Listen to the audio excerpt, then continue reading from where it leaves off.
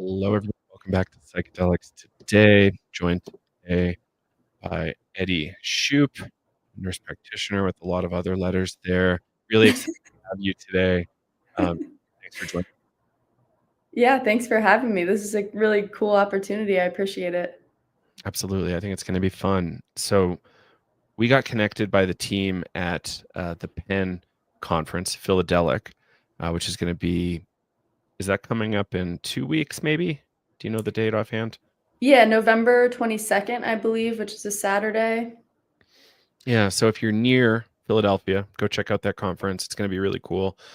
I went last year. It was a little bit more expansive than what's happening on that day-long event, but it looks like a really good day-long event. I wish I was going to be Yeah. there for it. And there, I was told earlier today that the focus of the conference will be ibogaine, but it's broader in scope than that, which is lovely. So can you tell us a little bit about what you're hoping to present on there?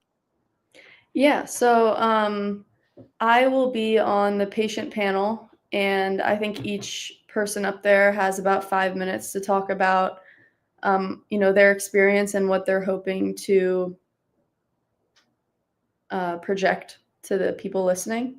And although I haven't specifically curated exactly what I'm going to say yet, it'll be something along the lines of the fact that integration is very, very important. I don't think that I would have been able to get as much as I got out of the study that I participated in if it weren't for the support that I had throughout integration. So I'll probably touch on that, and then um, just an opportunity to share as someone who's been through it. I think there's a lack of patient perspective out there, and we look a lot at the data and the numbers and things like that. But it'll be cool to share more of like the subjective experience of what goes on. So yeah, that was kind of like a long-winded answer. Thank you for that. Could you give us a little bit of an idea of your background and how you ended up here interested in this topic? I think worth noting, as we talked about, uh, not to spoil it, you had some injuries, but you were a big time athlete for a while, and then you kind of entered medicine. Can you kind of like share Yeah. that kind of arc? Oh my gosh, yeah, what a question. So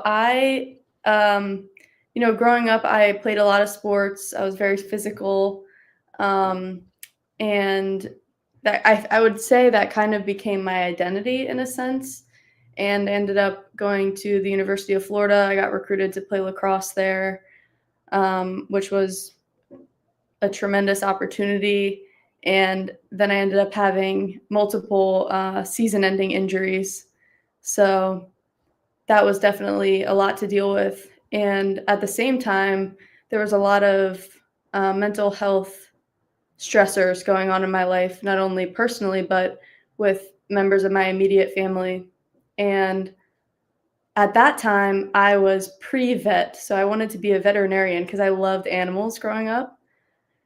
But after working in a vet hospital as an intern for a couple of months, I realized that that was not for me because I couldn't handle it.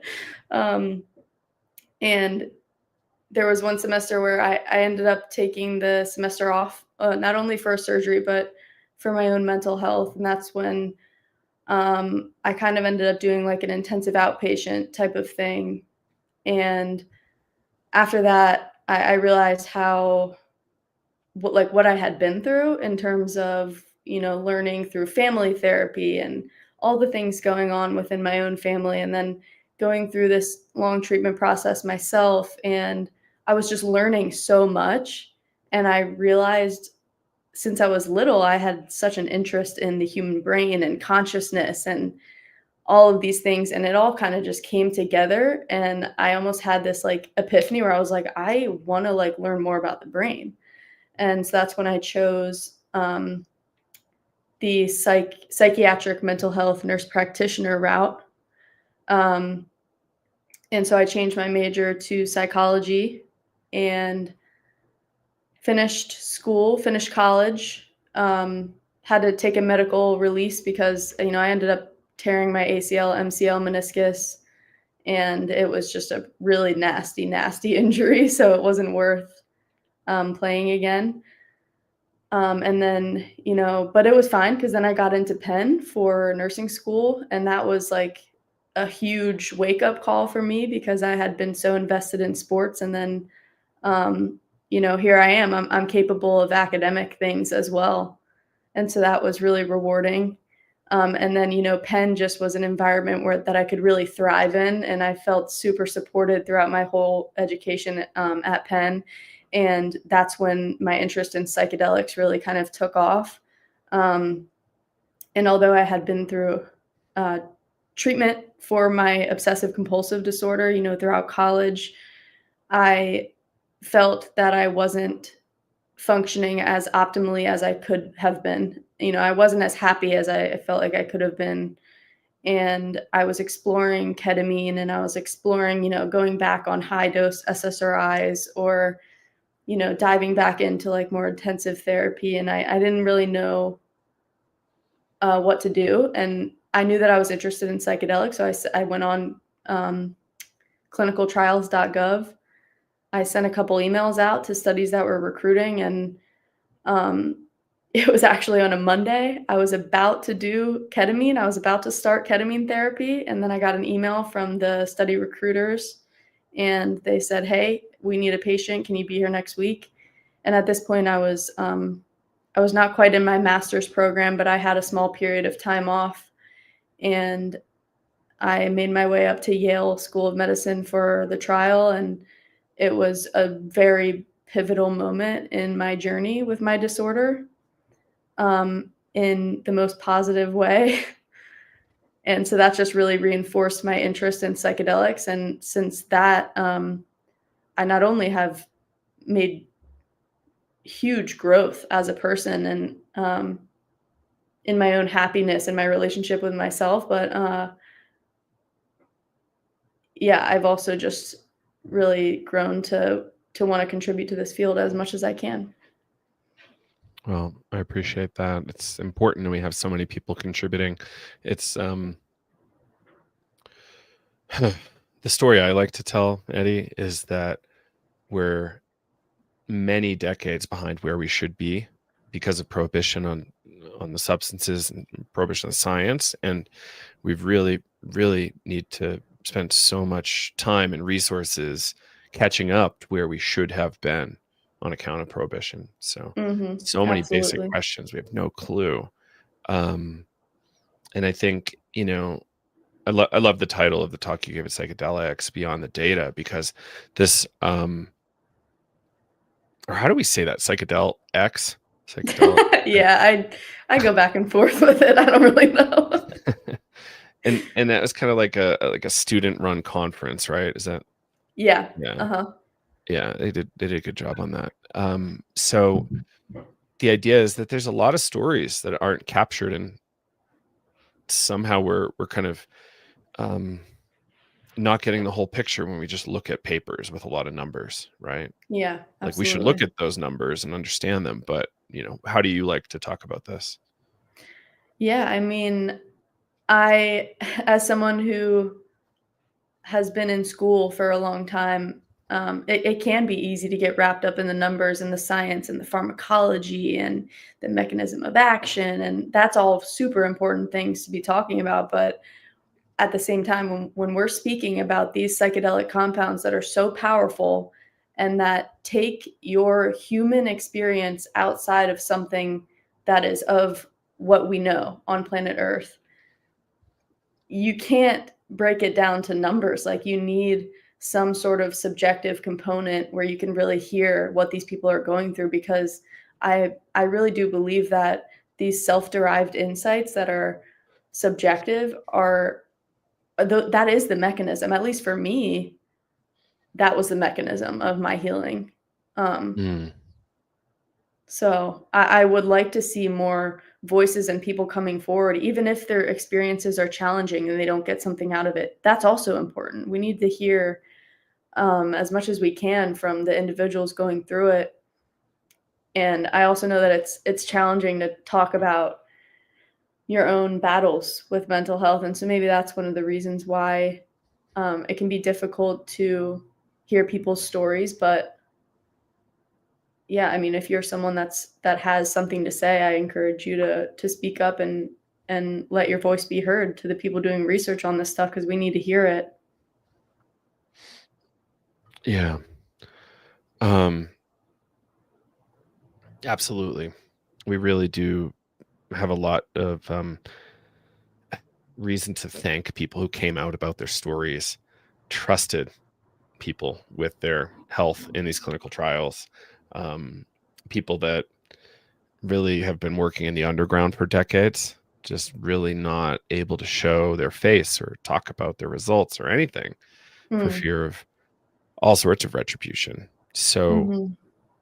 yeah, I think, yeah, there's so many stories yet to be told also and Yeah. put in writing. Um, but yeah, I think, stories supported by data are the best way to really communicate things. So, hey, here's this data. Look at these 3 stories that kind of support this data. And that's how Mhm. you really convince politicians and maybe even funding organizations that issue grants. Mhm. Um, yeah. Have you seen any success in any of those lines? Like, how do we actually get this research funded through story and data? Um, I haven't seen much. I was at the psychedelic science conference, and even there I really dug to find presentations where people were talking about their own personal experience, and I found one. I think it was some US veterans were speaking about their experiences with MDMA, and so I went to that, and that was great, and I wanted more of that, because those are the things that stick with you. And especially like from an academic perspective, I guess, when you see case studies, they say you learn in practice. You learn when you remember a certain case with a patient. That's how you learn best. You can memorize and study and look at numbers all you want, but um, yeah, it's those experiences that like stick with you and help you remember most. So yeah, I don't know if I answered your question, but Yeah, for sure. You did great. And I wonder, um, how do let's see, sorry. Um, it's okay. these these drugs are so powerful and so interesting and just like kind of transcend what we usually think medicine is. Like we have this Mhm. kind of talk track about them achieving like curative results in psychiatry, which you don't usually talk about cures in psychiatry.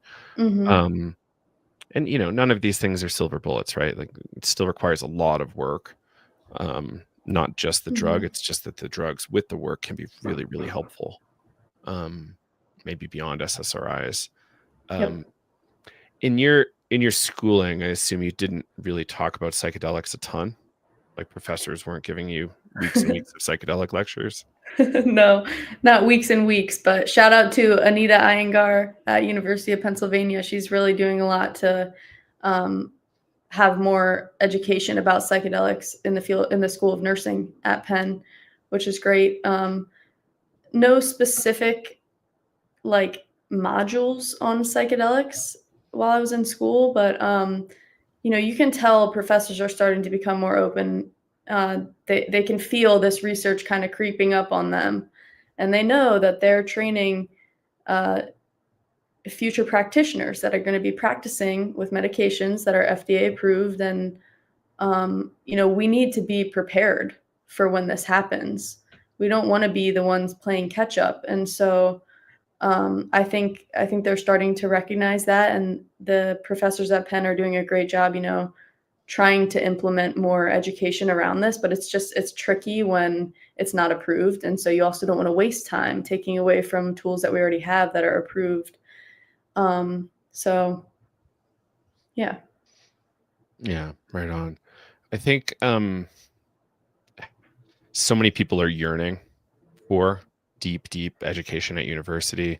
There's a couple projects yeah, that are um, coming in that should be helpful, but from what I understand, they're not perfect. Like it's always going to be an ongoing developing thing. But just giving students access to this information, hopefully in a structured way. What do you need to know? Mm. And Mhm. then, there's always the edgy thing. Like, how do you actually allow, let's see, how do you allow people to have experiences?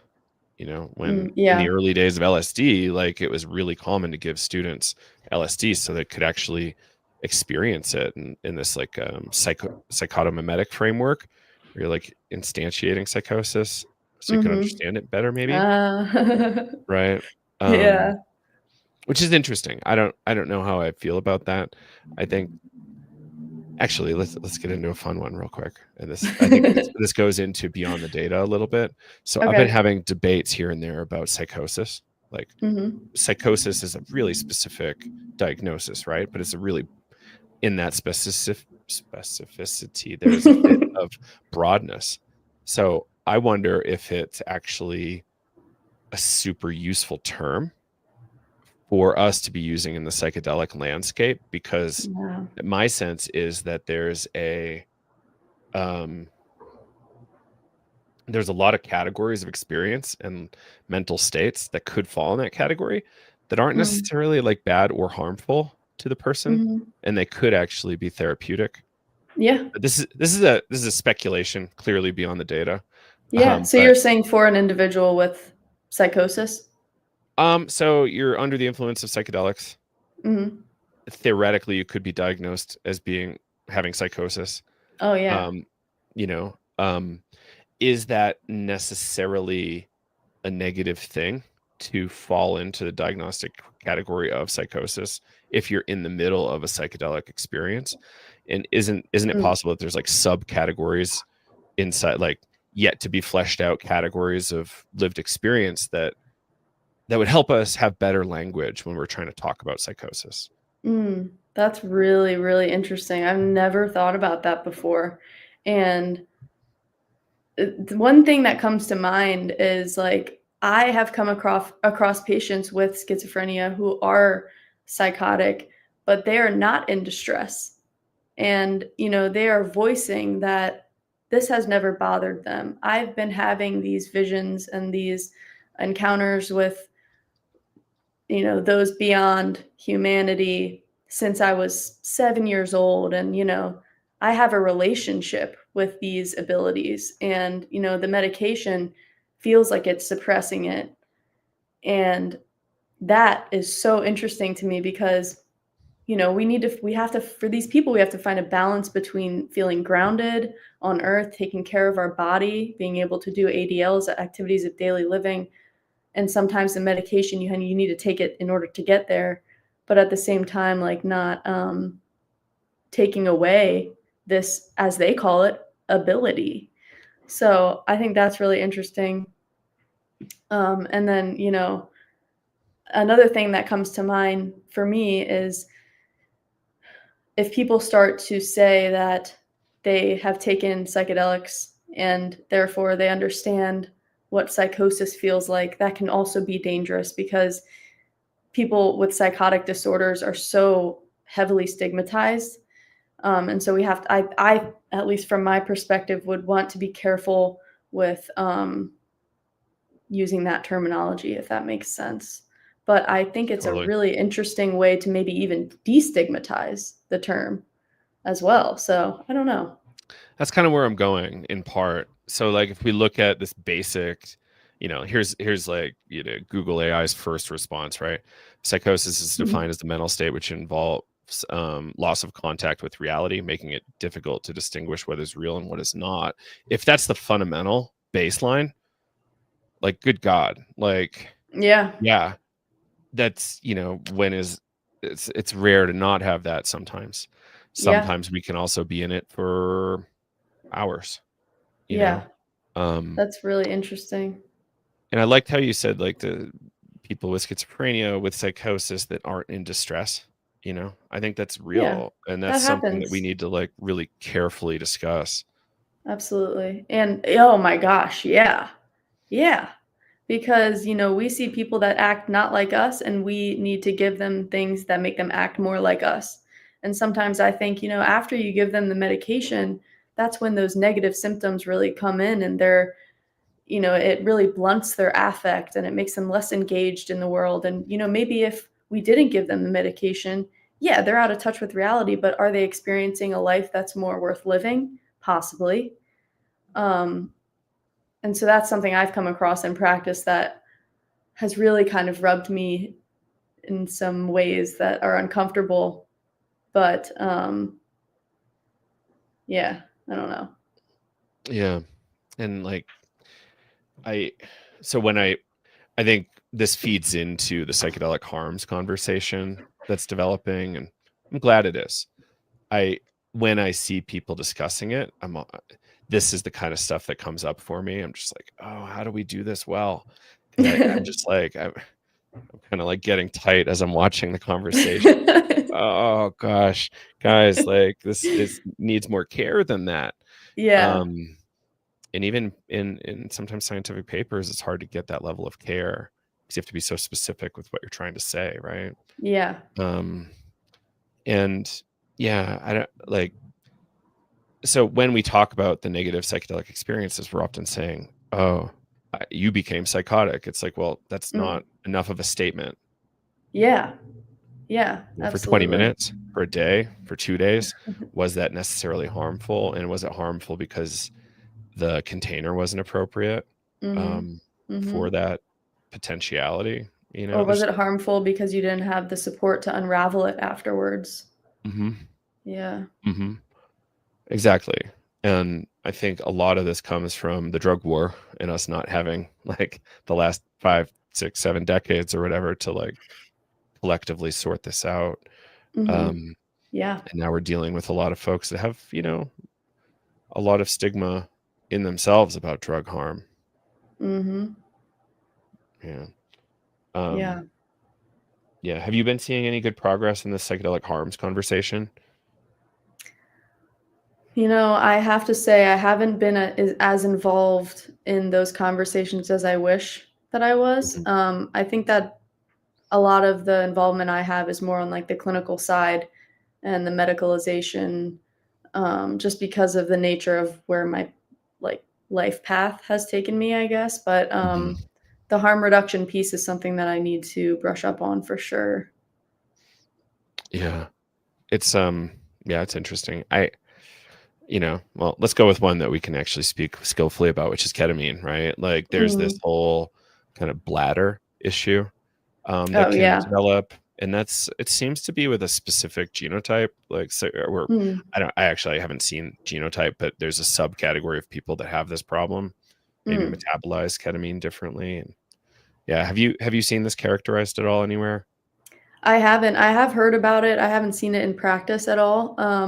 From what I know, it's you have to be taking like way more than what would be technically prescribed for ketamine assisted therapy, right? And you would Ish. have to ish. Okay. So there's edge cases. So it's in the ketamine assisted psychotherapy space, it's like if you start feeling pain, Mhm. stop taking it immediately. Pain while peeing, immediately cease ketamine. Um, Mm. and that can happen sometimes in the first couple administrations. It's rare. Hmm. Um, but yeah, like when I hear of people that require surgery, they're doing an incredible amount of ketamine pretty much daily. And that's, clearly not a good idea. Yeah. Um, and then I have one friend that did it maybe 2 or 3 times, and then he had problems peeing for 4 years. Oh Um, wow.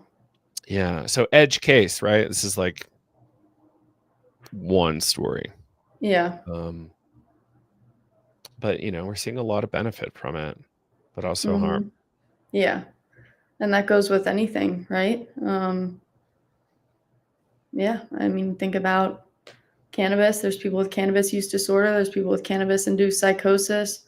Alcohol. I mean, what percentage of our population has alcohol use disorder or is functioning as like a a functioning alcoholic and maybe not living their life in a way that could be better? I don't know. Right. More fulfilling, happier, whatever, less Yeah. suffering. Right. And it's almost a government subsidized drug, or it's Yeah. like government imposed monopoly. Mhm. Yeah. So I think we do really want to be careful about any of these substances. And there's this funny conversation I bring in sometimes, Eddie, around like how might be flatlining. How do I I can hear do you. this one? Yeah, in my brains. Oh. I thought you meant the audio was like cutting out. No, no, I failed on that one. It's well, here it is. Here it is. Got it. All right, I rebooted. So the idea is like any kind of drug administration potentially carries risks and benefits, potential harms, and Yeah. then a lot of people are like, everybody should just be sober, right? And that just doesn't Mm. necessarily seem like a position that we can push, right? Yeah. It's not really a tenable position. And so how do we actually educate people skillfully about all sorts of substances to say, hey, like, here's the risks and challenges you might face if you take these on. Yeah. And I kind of come from this position of like, yeah, it'd be really great if people could use less alcohol. For a lot of reasons, it's a really kind of harmful drug. Mhm. People's poor hearts when they take methamphetamines. Good God. Mm. People aren't really ever educated on the heart risk of Yeah. methamphetamines before they use it, right? Yeah. Especially smoked. And I wonder what kind of like benefit we would actually have, you know, because clearly Dare. Did you have Dare when you were growing up? No, I have learned You heard about of it it? though. Yeah. Yeah. Drug awareness resistance education, I think it was. Yeah.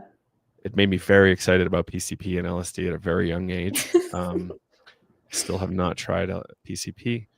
But yeah, it's just like, what a thing. Like I don't think they gave us the real story. Yeah. And I'm hopeful there. So are you excited at Penn to connect with anybody in particular about what you plan to speak about?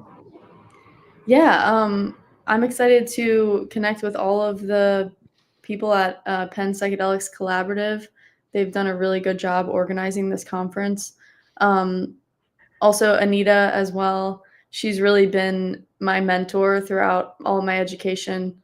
Um, yeah, she's created a lot of opportunities for me, and I'm excited to see her. That'll be a comfort to see her face, hopefully, if she's able to make it.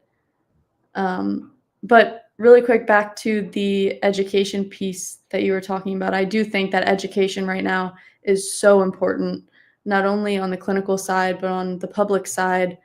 And I like that you brought that up. Um, and I'm wondering if you have any ideas for how to foster more education, in academic settings. Obviously, this podcast is a really good way to disperse education. Yeah. But Let's see. I have, been at it for almost 10 years, starting in May.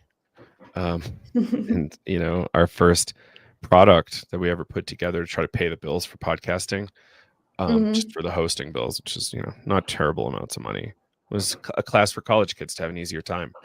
College kids can really get lost out there, and sometimes there's real harms and risks. And we wanted to not only mitigate and educate about those harms and risks, but how do we actually help them have the best use of that risk? I was chatting with some people in the harm reduction and risk reduction space recently about what if can psychedelics today put together a series that we can put out for free, which we've done, 750 episodes for free here. So, it's not nothing. It's just, is that really the solution to this? Not really is the answer. But how do we create an education package that we can host here, or schools could put in their learning management systems for students to say, okay, I'm going to engage with these things, or I'm curious about these things. What do I need to know so I can be safer?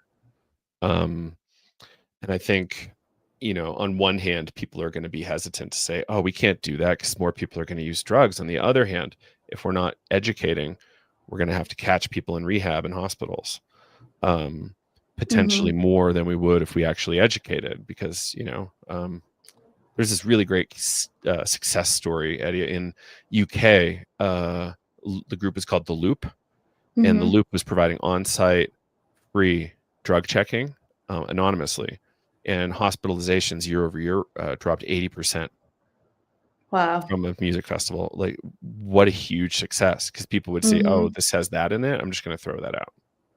Yeah. I don't want that anymore. Kinda And similar to Fireside. ish, somewhat. Yeah. Fireside, if you're having a really hard time, you can choose to call them over um, the ambulance, you Mhm. know, which is, it's raw. I don't know. If you need the ambulance, you call the ambulance, but how do you know if you need the ambulance? Yeah. Yeah. So I think that's a big open question. But yeah, the Mhm. idea is you go to the festival, drop off your drug, say, is this safe for me?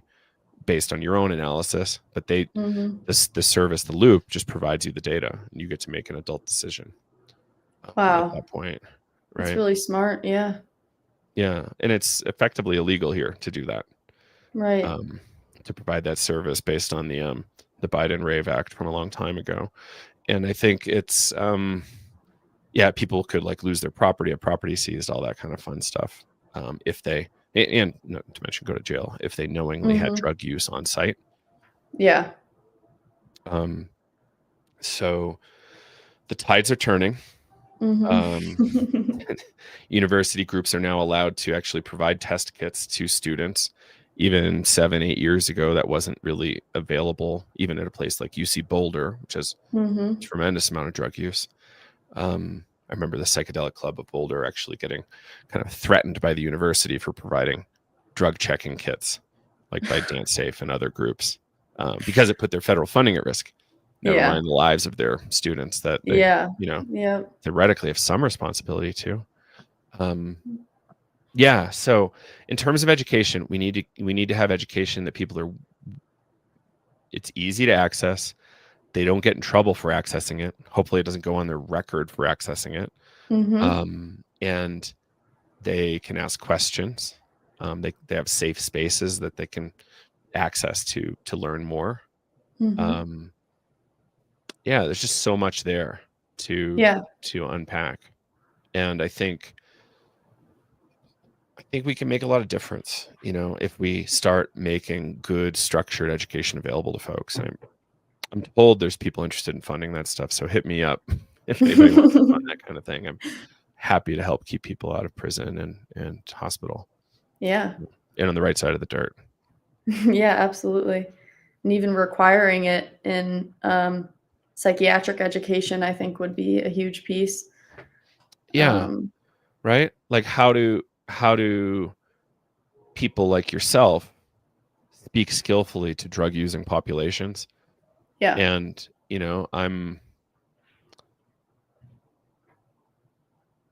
I'm a unique case, right? And if I have to go to somebody who's practicing psychiatry or a doctor prescribing psychiatric meds of any kind, I have to play a really specific game. Yeah. And it's not great to have Mm-mm. to necessarily not tell the truth or lie or kind of not disclose that I know a reasonable amount about psychiatry at this point, Yeah. um, in order to get the care I need or want. And it's Mhm. really, really troubling. But that's me as a special case. But then how about a guy that, or, any patient that goes and maybe they go rave once a month, eat MDMA once a month? How do you actually talk to them about being safe as opposed to saying, I'm only allowed to tell you not to do it? Yeah.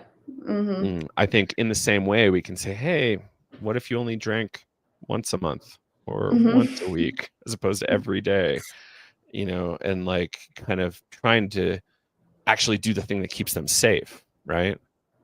Do you ever have any frameworks of education, or how do you practice around that kind of thing? Well, it's funny because when we do like a substance use assessment, say like what, do you use any substances, alcohol, marijuana, pills, cocaine, benzodiazepines, psychedelics? they don't really teach us to ask about that one.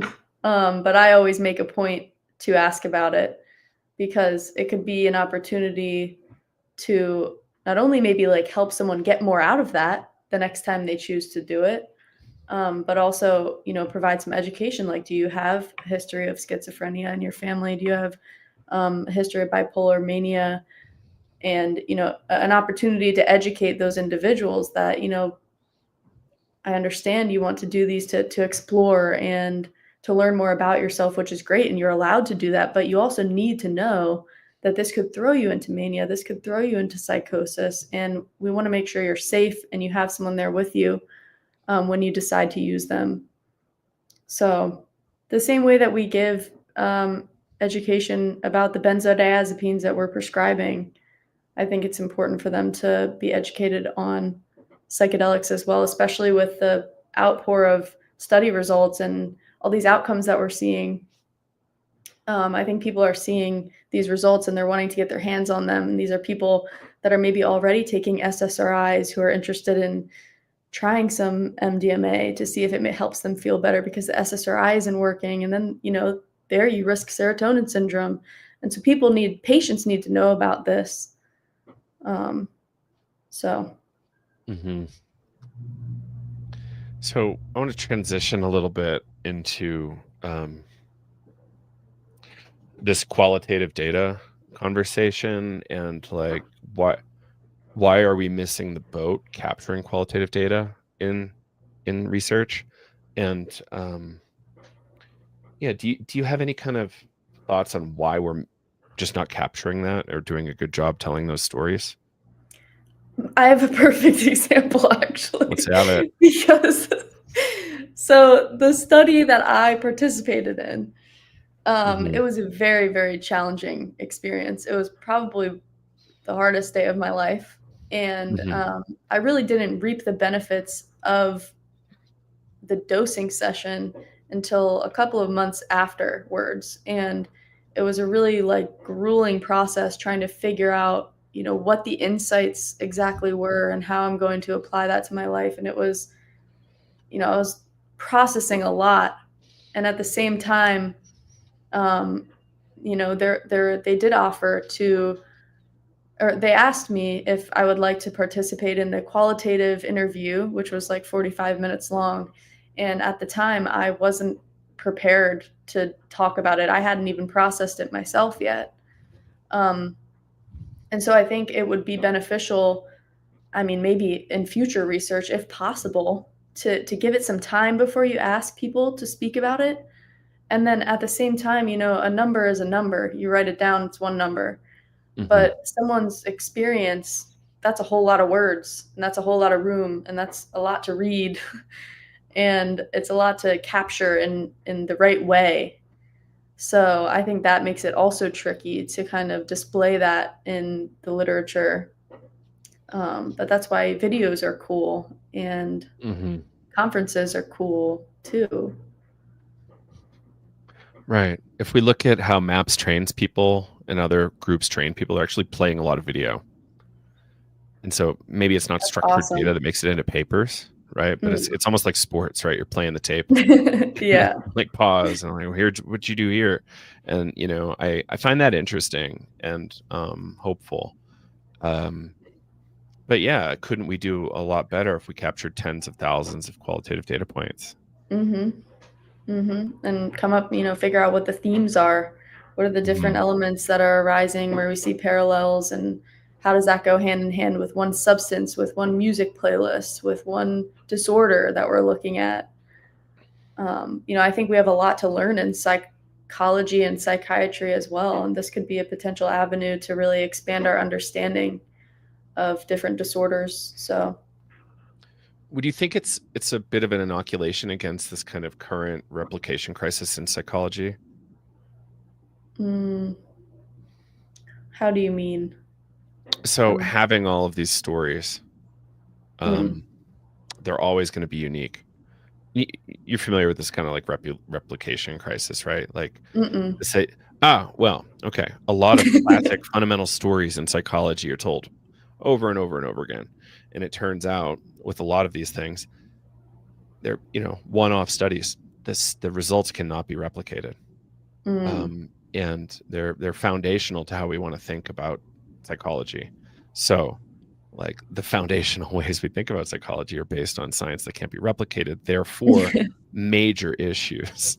So I Yeah. think, like, potentially there's some benefit to, like, having a huge data set of qualitative data that, even if we can't replicate the study, we at least have these things that we can look at that Mm-hmm. hopefully are valuable. And Yeah. maybe we can have eh,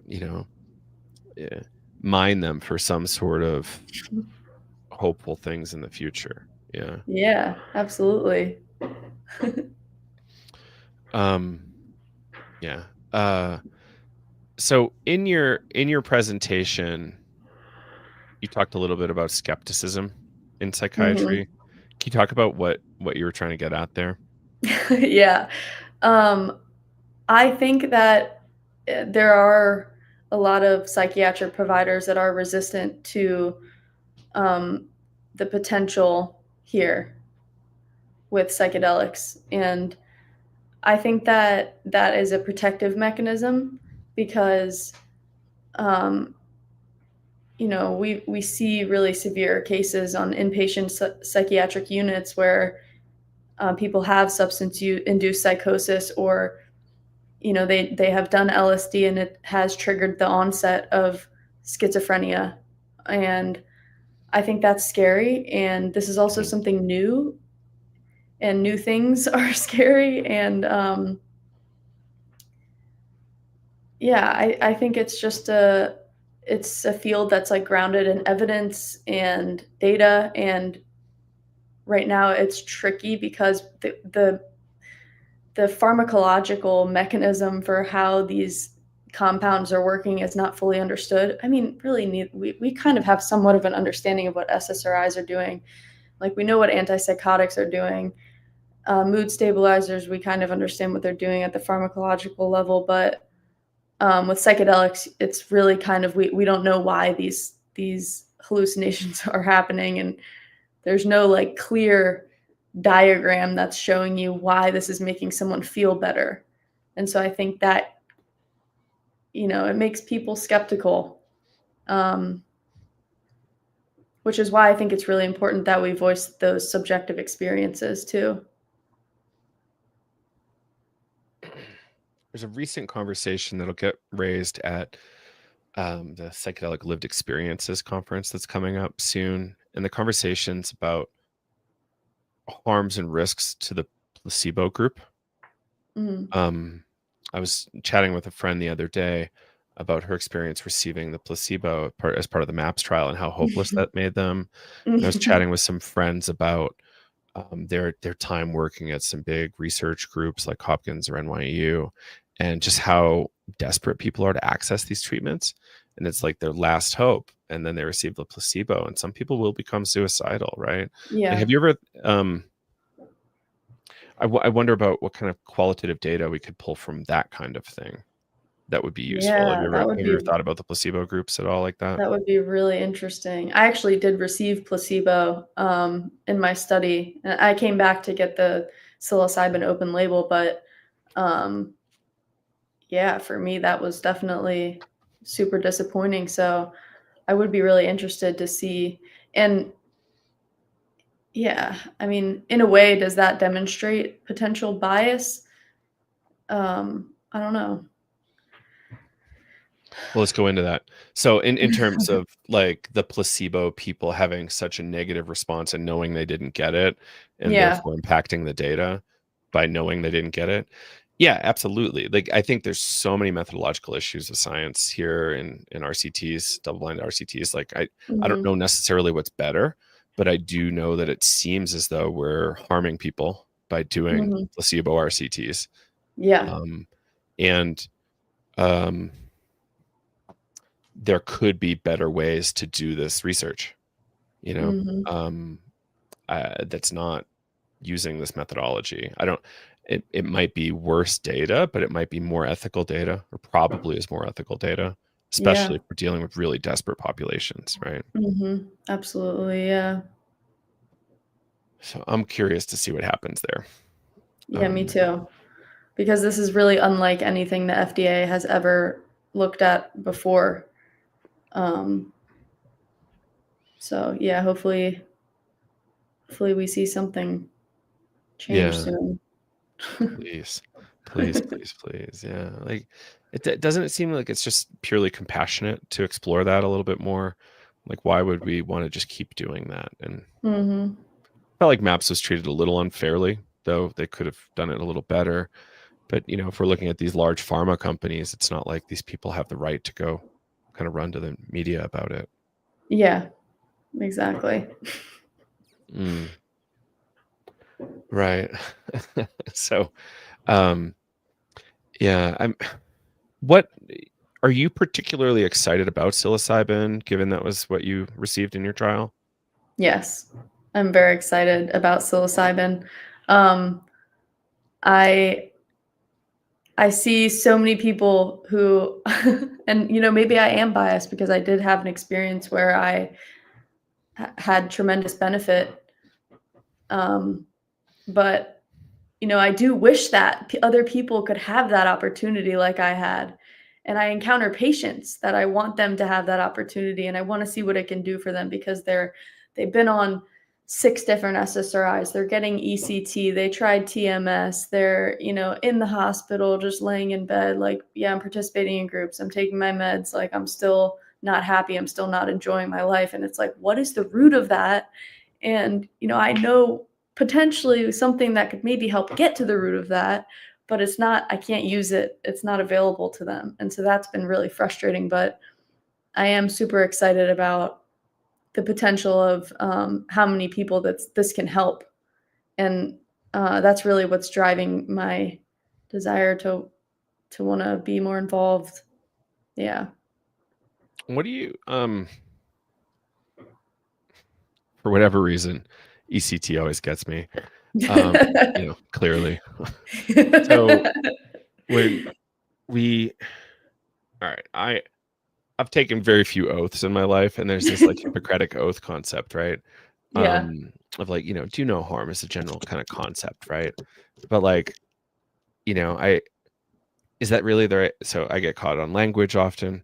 I wonder if I have a problem with language, but I'm like, all right, so we're gonna do like a intervention Hmm. that there's a robust set of side effects. Um, when are those considered harm, and like how do we actually negotiate around that do no harm concept? Hmm. Like if Yeah. our job is to do interventions that are the right interventions for the right patient at the right time, but also like do the least amount of harm, Hmm. take risks that the client is okay with. How do you guys talk about that as a coming from a non-clinician that's just kind of recreational internet doctor? I'm not Yeah. like I have zero clinical training for real. Just been at this for a very long time. Yeah, I mean, from my perspective, I mean, I am still technically in training. I'm licensed, but I'm still under the guidance of supervision right now. But as an individual who will be practicing by myself at some point, I think that I'm really going to value the patient's voice and what their preference is, whether or not they have.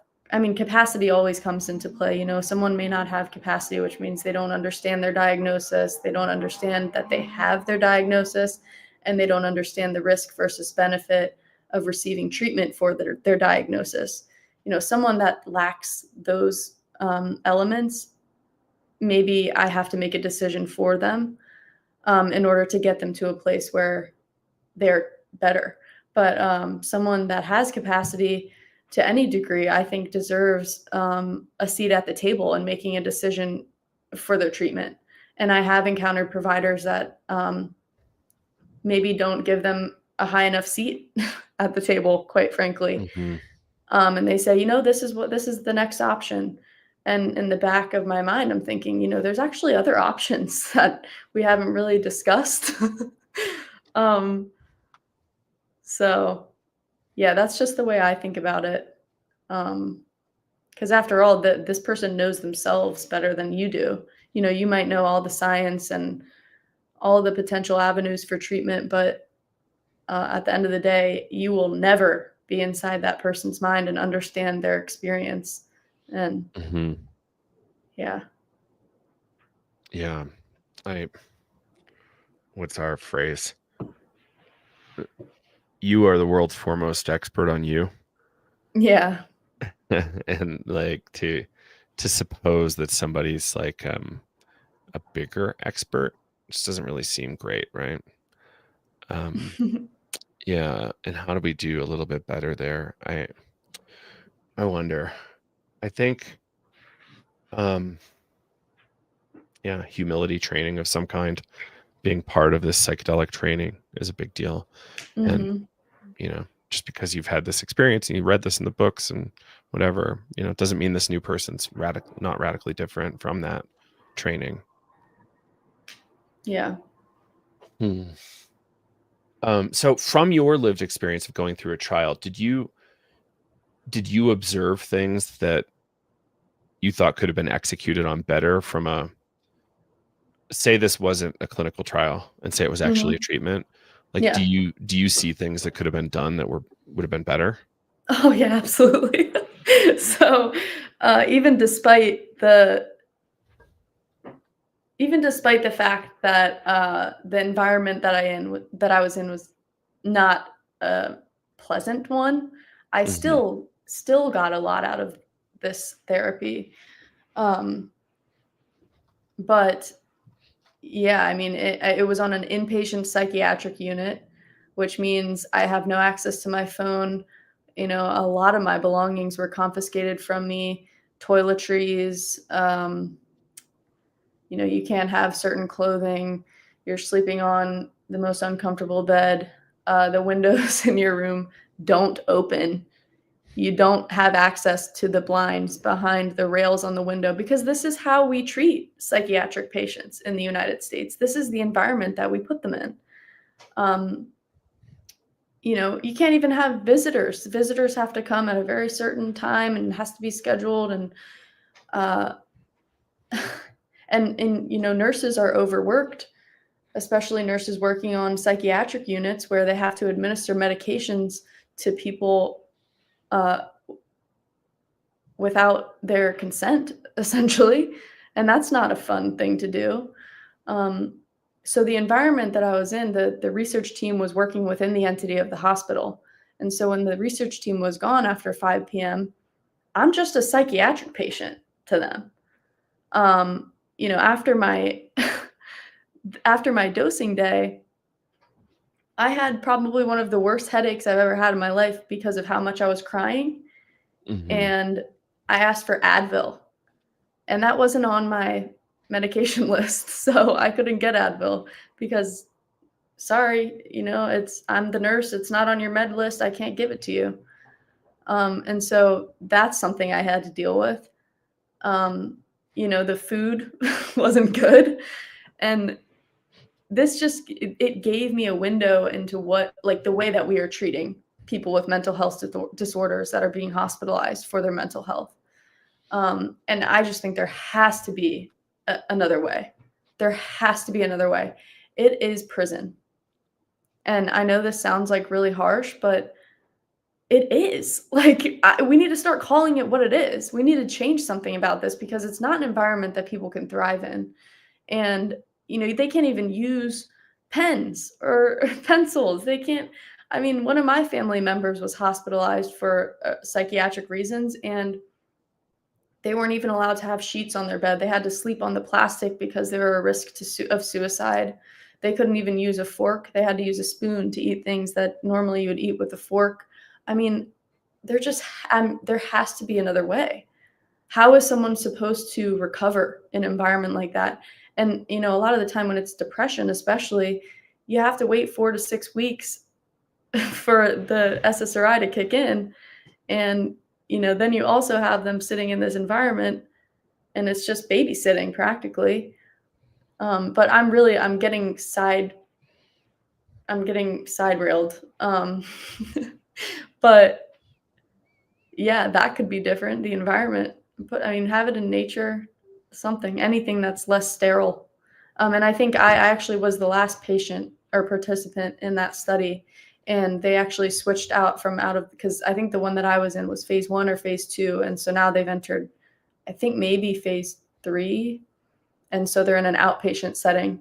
And so the participants are actually getting 2 doses now, and they can go home afterwards. And it's in like a nicer environment, which is great to hear. But that was probably the most challenging part about my experience that I would have liked to change. How this feels like a ridiculous question to ask, but I've been hearing some examples to the contrary in the wild lately. But how essential do you think it is to have somebody that's really skilled in the room for you in terms of like a psychological support, psychotherapy, things along those lines? Like I've been just hearing some really kind of crazy stories of people just being like kind of next to left alone for the experience. Wow. I think, and I can only speak based on my own experience and what I would prefer. And, everybody's different. Some people may have it within them to be able to trust themselves and be able to process these things on their own. And, they may have that strength. Me personally, I don't. It was really important for me to have my facilitators there with me who really understood me on a deeper level, and they helped me feel comfortable and grounded me. And not only for the dosing day in and of itself, but for the months following, when I was really struggling processing what I had just learned. I knew that I had those meetings with them to kind of unpack it, and that was really, really important. But at the same time, it's very patient led, and they're not really asking you many questions. You kind of, the patient is, they're just the bumpers, and the patient is the bowling or whatever. So the person receiving the therapy is really driving what happens, and really the medicine is driving what happens. Because the person getting the therapy isn't deciding what they're, we set intentions, but like it's going to teach you what you need to learn about yourself, not what you want to learn about yourself. So I do think it's important for people who know their boundaries and know their limits. But I mean, I'm sure there are people out there that can get benefit from it without having facilitators present as well. I would hope that they proceed with caution because you never know what could come up. Yeah. What so at the very least they should speak your language, right? Yeah. Yeah. Yeah. Okay. Got it. So but yeah, I think you're right on all these counts, right? There's so many ways to improve this stuff. I think, we shouldn't necessarily be crazy critical of the clinical trials as they inform what we're going to see in practice. But it is really the case that sometimes the stuff's just done poorly, but we could do so much better. We can do so much better, and we can keep improving. And, hopefully in time, we're going to see just, the data, the actual quantitative data actually improving over time. And hopefully qualitative data too. Any kind of major thoughts you want to leave us with, or things for folks to think about as they're kind of learning more about the space? I don't think so. The only thing I can think of is if you are someone that lives anywhere near Wilmington, Delaware, and you need a nurse practitioner to facilitate some sort of research, if you need a psychiatric mental health nurse practitioner for anything involving psychedelics, please don't hesitate to reach out to me. I'm looking for opportunities nearby. I'm completing this fellowship. I'll be done in a couple of months and hoping to dive into this field as soon as I can. So that's about it from me, though. Well, Eddy, thank you so much for spending time with us here. And I really wish you all the luck at Penn for Philadelic, sharing some lived experience and more, connecting with the scene. It's such a good event, such a good group. Definitely wish I was going to be there, and look forward to seeing you at future conferences. Thank you so much. I really appreciate you having me. Yeah, absolutely. Thank you. Bye.